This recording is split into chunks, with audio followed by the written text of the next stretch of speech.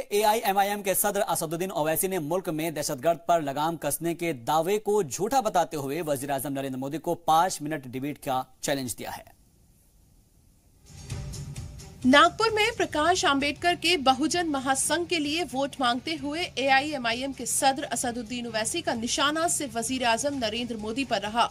ओवैसी ने वजीर आजम नरेंद्र मोदी और बीजेपी पर इंतखाब जीतने के लिए मुल्क को मजहब और जात में बांटने का इल्जाम लगाया।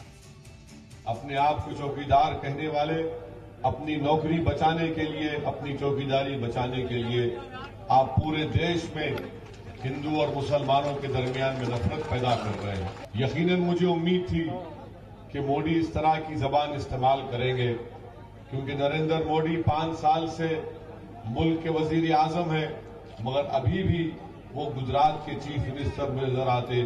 वो चीफ मिनिस्टर जिसके नाक के नीचे इंसानों का खात्मा हुआ।